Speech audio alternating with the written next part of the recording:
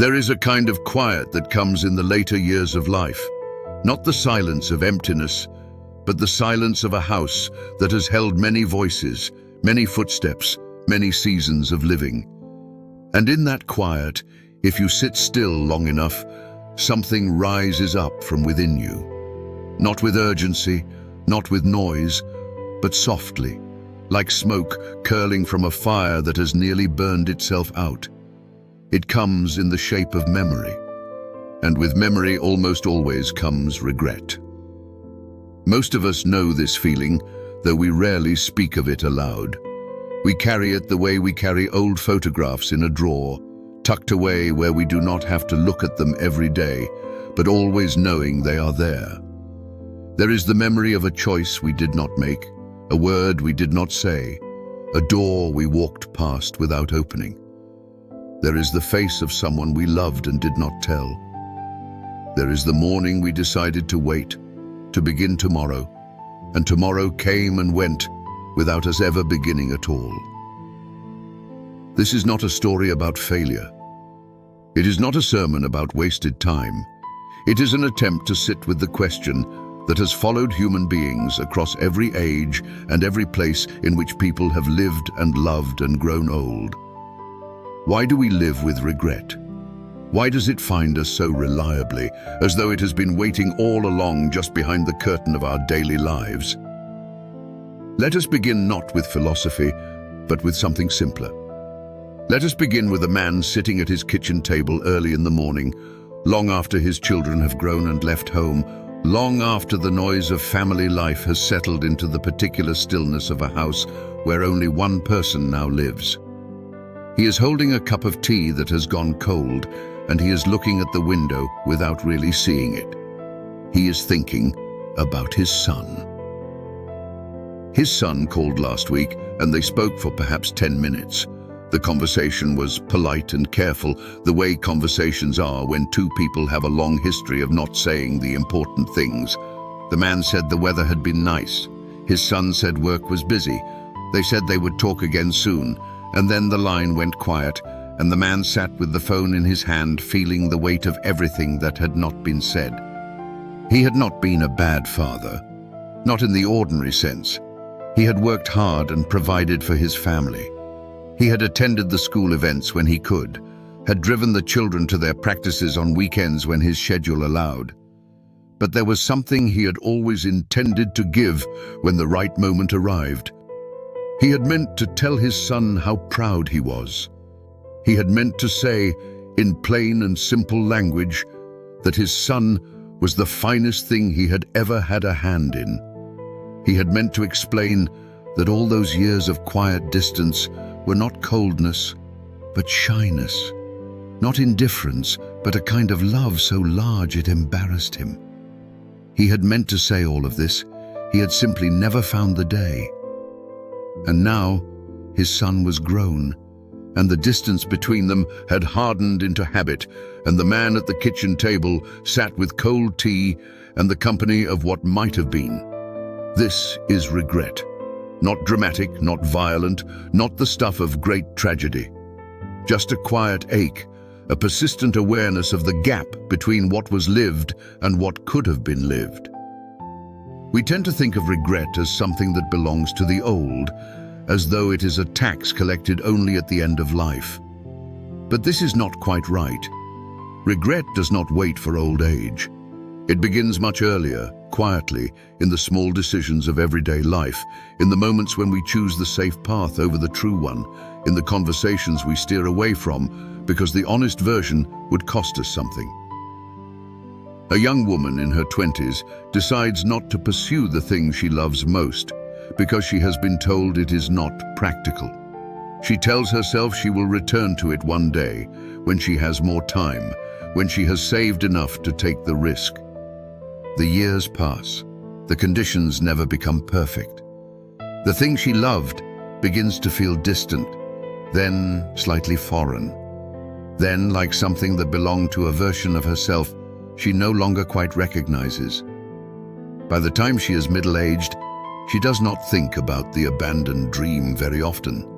But sometimes, on an ordinary evening, A piece of music plays on the radio, or she watches someone doing the thing she once loved, and something moves inside her chest.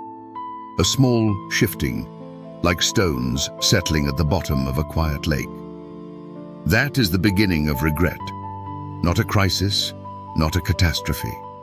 Just a quiet recognition that the life you are living and the life you might have lived are not entirely the same thing. The question is not why we sometimes choose wrongly, because that is simply the nature of being human and of moving through time without seeing what lies ahead. The question is something deeper. Why does the knowledge of those choices stay with us? Why does the mind return again and again to the roads not taken? Why does regret seem woven into the very fabric of human consciousness? Part of the answer lies in memory itself.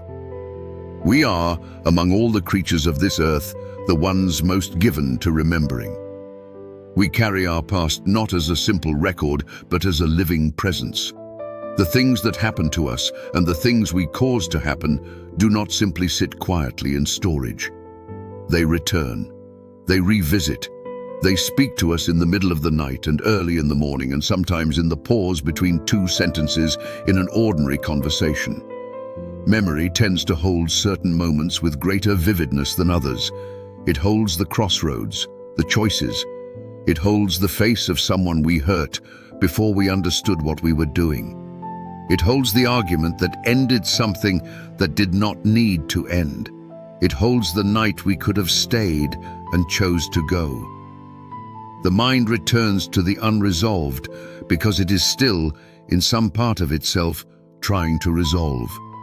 It returns to the painful because pain carries information. It is asking us, even years later, even when nothing can be done, to look honestly at what happened and to understand it.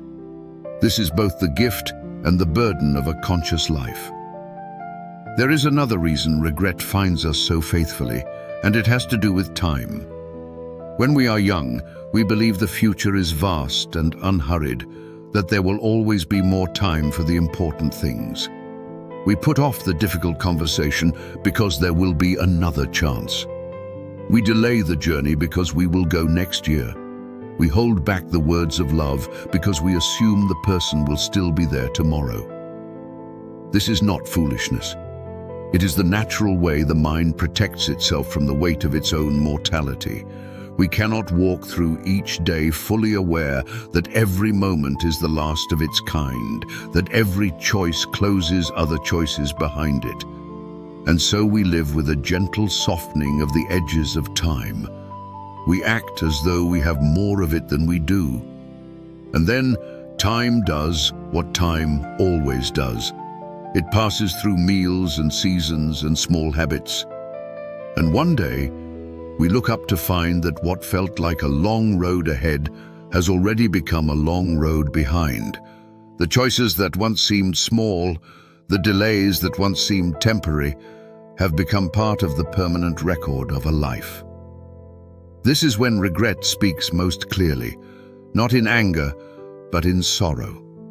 Not because the life was wrong, but because it was shorter than it seemed, and the things we meant to do filled more space in the future we imagined than in the present we actually lived. Consider the weight of words left unsaid. Of all the forms that regret takes, this one may be the most universal. There is hardly a person alive who has not at some point withheld something important, who has not swallowed a truth or a kindness or an apology because the moment felt too difficult, or because pride held the words back, or because it simply did not seem urgent enough. We speak easily about comfortable things, things that ask nothing of us and risk nothing between us. But the words that carry real weight, the ones that begin with, "I am sorry," or "I love you," or "I was wrong," or "You matter to me more than I have ever managed to say," those require a courage that is harder to find than physical bravery. They make us vulnerable in a way that has no armor. And so we wait for the perfect moment, the safe moment. That moment rarely comes. The words go unspoken. and then the person is gone, and we are left holding everything we never said. An older woman once said the hardest part of growing old was not the body's slowing, but the accumulation of conversations she wished she had finished differently. She remembered with terrible clarity the last real conversation she had with her sister before illness took the possibility of any more. She remembered every word she had said, and she remembered even more clearly the words she had chosen not to say.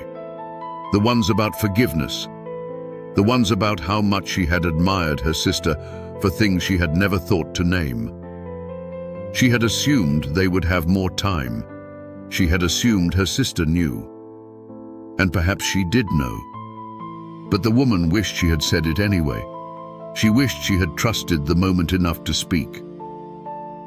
And then, there is the regret that comes from fear. Not the fear of physical danger, but the quieter, more corrosive fear of not being enough, of trying and failing, of reaching for something large and coming up short. This is perhaps the fear that steals the most from us over the course of a life.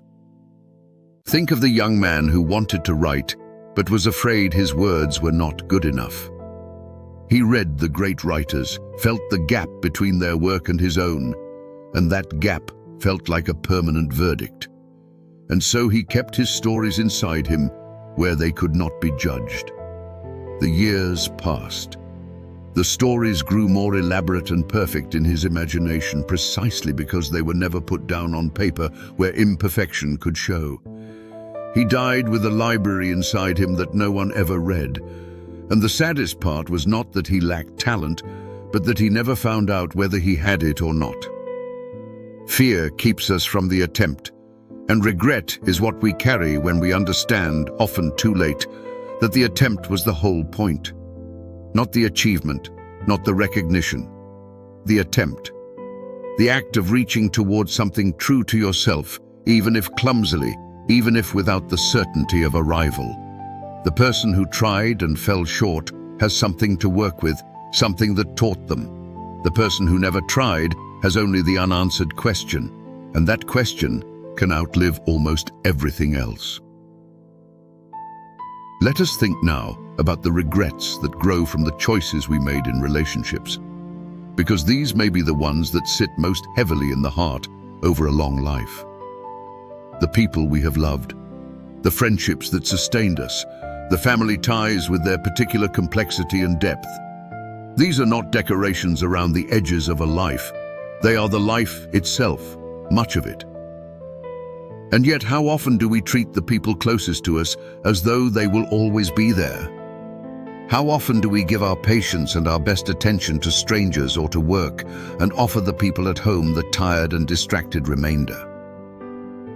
A husband who worked long hours came home one ordinary Tuesday to find a note on the kitchen table. His wife had left, not in anger, not in drama, but quietly, after too many years of being married to someone who was always almost there. He sat with that note for a long time, and what he felt was not anger. What he felt was the terrible clarity of a man who suddenly understood the value of something only after it was gone. He said later that the strange part was that he had loved her. He genuinely had. He had thought about her during the long days at work as the reason he was working hard. But he had forgotten that love is not only a feeling held in the heart, it is also a practice, a daily choice about where you place your attention and your time. He had held the love faithfully while neglecting its expression in the life they shared. And she had grown tired, not of him, but of being invisible to him in the very space where she expected to be most seen. This kind of regret is especially painful, because understanding the mistake does not resolve it. The days are already lived, the years already past. The clarity comes too late to change the story, and so it becomes wisdom that sits beside the wound, not healing it, but making it meaningful. There is also the regret that comes from the pursuit of things that seemed important and turned out to be less so. How much human energy has been spent in the chase for recognition, for status, for a kind of success that looked like the answer to something deep, but turned out to be more like decoration? How many people have climbed to the top of some ladder only to notice that the ladder was leaning against the wrong wall? A woman who spent her career in a field she had chosen for the salary and the stability sat one evening watching her grandchildren play in the garden. She was in her late 70s, and she was not unhappy, but she found herself watching the children with an intensity she did not understand until she realized she was watching their freedom. The freedom to be entirely absorbed in what they were doing, to follow their interest without calculating its worth. She had not been that free since she was very young, and she felt, not bitterly but honestly, the long cost of having traded that freedom for security. She did not regret having provided for her family, but she regretted the self that had been quietly set aside decade after decade. The person who had wanted different things and had been told by herself as much as by anyone that wanting was a luxury and practicality was a virtue. And here is something worth sitting with. Regret is not simply about the mistakes we made. It is also about the permissions we never gave ourselves, the happiness we approached and then stepped back from because it felt too large or too selfish. The joy we kept at arm's length because we were not sure we deserved to hold it fully. There is a particular kind of sorrow in the life of someone who was kind to everyone except themselves, who forgave others generously but carried their own failures like stones in every pocket, who allowed everyone around them to be human and imperfect and worthy of grace, but applied to themselves a standard so exacting that nothing they did was ever quite enough. This person lives with a quiet regret turned inward, one that has more to do with self-denial than with lost opportunity. And it may be the hardest form of regret to address because it requires not action, but a change in how you hold yourself in your own mind. Now let us turn the question slightly. We have found answers in memory and time and fear, but there is another way to look at this, one that is less about loss and more about what regret is trying to tell us. What if regret is not simply suffering? What if it is, underneath the ache, a form of wisdom? To feel regret about a relationship you neglected means you understood, even if too late, that it had value. It means you were capable of love. To feel regret about a dream you abandoned means the true thing was still there, waiting. To feel regret about words left unspoken means you believed that honesty and tenderness between people are not small things. Regret is the mind and the heart working together to tell you something about what you value. And what we value is who we are. A person who feels no regret has either lived with extraordinary presence or has not been paying attention. Most of us are somewhere in between, which means regret is not a sign of having failed. It is a sign of being conscious. Instead of asking, "What is wrong with me that I have lived imperfectly?" we might ask, "What does this feeling tell me about what matters? What does it point toward that is still true, still worth honoring, still available to me even now?" Regret points backward, but the person feeling it is still here, still breathing, still in possession of some amount of time. The things that cannot be changed, and there is genuine grief in that which deserves to be honored. But there is also the present moment. The conversation not yet had with the son who is still alive can still be had. The dream set aside may have some expression of its essential truth still possible. It helps to remember that regret is not unique to you. Every person who has lived long enough has their version of it. The neighbor who seemed to live so well, the friend whose life looked full and purposeful from the outside. Each of them carries something they wish had gone differently. Your regrets are yours, and they are real. But this feeling is the common inheritance of a conscious life. The price we pay for caring about what we do and who we do it with. The poets and storytellers and thinkers across every culture and every century have come to much the same understanding. They have written about the road not taken, and the love that was lost, and the self that was surrendered too easily. They have written about it because it is universal. It belongs to the human experience, the way seasons belong to the year. What the best of those writers understood is that regret, held honestly and with compassion, has the power to clarify. It strips away the unimportant and leaves visible the essential. The man who regrets the distance from his son understands, through that regret, what he actually values. Regret can function as a slow and gentle teacher, not punishing you for the past, but pointing toward what is true about you, what has always been true, what is waiting to be honored. There is also something to be said for forgiveness, not only of others, though that matters greatly, but of yourself. This is perhaps the harder of the two. We can often find it within us to excuse the mistakes of people we love, to understand the context of their choices, to see the fear behind the action that hurt us. But we apply a different standard to ourselves. We remember our own failures with a sharpness we would not inflict on someone else. We ask, with a persistence that would be called cruelty if directed at another person, why did you not do better? Why did you not know more? Why did you let that happen? The honest answer is always the same. You did not do better because you were who you were at the time. You did not know more because the knowledge had not yet been given to you by living. Wisdom of this kind has to be earned through the exact process of living imperfectly that you are now judging yourself for having undergone. This is not an excuse. It is an accurate description of how people grow. We learn forward, not backward. The self that made the choices you now regret was doing its human best, given the limits of its understanding and the fears it carried at the time. To forgive yourself does not mean to pretend the past was different. It means to stop prosecuting yourself for having been a limited human being in a difficult world. It means to extend to yourself the same grace you might offer to someone you love, someone whose failures you understand, because you can see the whole person and not just the moment of error.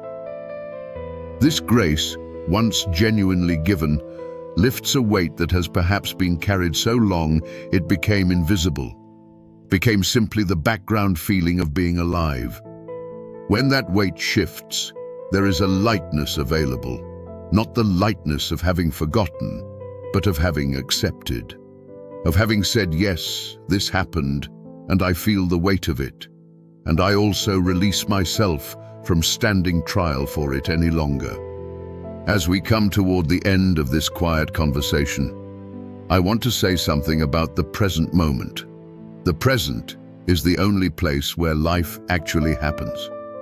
Regret, even regret turned toward the past, is felt now, in the body, in the breath, in the particular quality of light in the room where you are sitting.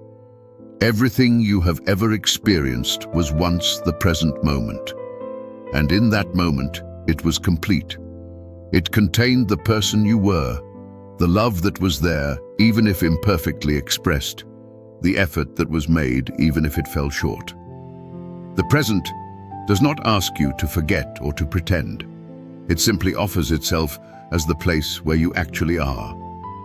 And to be where you are, rather than perpetually somewhere else in memory or regret, is one of the most profound things a person can do. Not because it solves anything, but because it is the truth of where your life is taking place. In the present, small things become possible that seem impossible when we are lost in regret. A conversation can begin that has been delayed too long. A word of love can be spoken that has been held in silence. Not everything can be recovered. Some things are genuinely behind us, and the work there is acceptance and the slow finding of peace. But some things are waiting, quietly, just on the other side of the moment we decide to try. The man with the cold cup of tea could pick up the phone today, not to explain all the years of silence, not to deliver a prepared speech, just to call. just to be present for 10 minutes, and perhaps to let something warmer than the usual careful conversation find its way into the space between them. It would not fix everything, but it would change something. And the changing of something, even something small, is always worth more than the doing of nothing. The young woman who set aside what she loved cannot undo the decades. But she might, one afternoon, give it an hour. Not to become what she might have been. That door is closed and deserves its grief. But to remember what it felt like to be fully herself. Because the self does not disappear when it is not attended to. It waits, patient in a way that is almost inhuman. It will accept even a small recognition as a kind of homecoming. And the woman who was kind to everyone except herself might try today, or whenever the thought arrives, to speak to herself the way she would speak to a dear friend with the same story of human imperfection. She might try to say, with the same gentleness she offers so freely to others, that it is all right, that the life was genuinely lived, that the love was real even when its expression was clumsy, that being human, truly human, was never supposed to look like perfection. We live with regret because we care. We live with regret because we remember. We live with regret because we are aware, somewhere in the deep country of ourselves, of the difference between the life that was lived and the life that might have been. And that awareness is the very thing that makes us capable of love and of growth and of genuine connection with one another. It is not a pleasant thing to carry, but it is not finally a shameful one. It is the mark of a person who took their life seriously enough to notice where it fell short of what they hoped for. And taking one's life seriously, caring enough to grieve the distance between the real and the possible, that is not a small thing. That is, in its own particular way, a form of grace. So if you are sitting with your own version of regret today, and perhaps you are, I want you to know that you are not alone in it. Every human heart that has lived long enough holds its version of the same thing. The particular details are yours, and they matter. But the feeling itself is shared. It is as old as human consciousness. It is as common as breath. The regret you carry is not the full story of who you are. It sits alongside the love you gave, even when you gave it imperfectly, alongside the times you showed up, even when it was hard, alongside the small kindnesses you may not even remember, but that someone else is carrying still, alongside the moments of genuine connection and joy that were real, completely real, even if they were followed by moments that were less than you wished. You are the sum of all of it. Not just the failures and the silences and the roads not taken. All of it, the whole complicated and tender and imperfect accumulation of a life. And this moment, the one you are in right now, is still yours. Just as a moment in which you are alive and present and capable of the most ordinary and extraordinary human things. Attention, kindness, honesty. A single word spoken with care. A single act of gentleness directed at yourself or at someone near you. That is enough.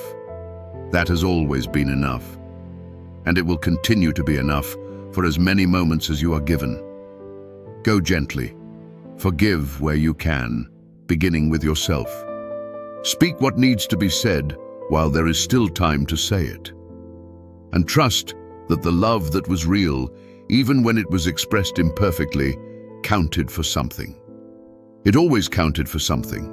It counted for more than you know.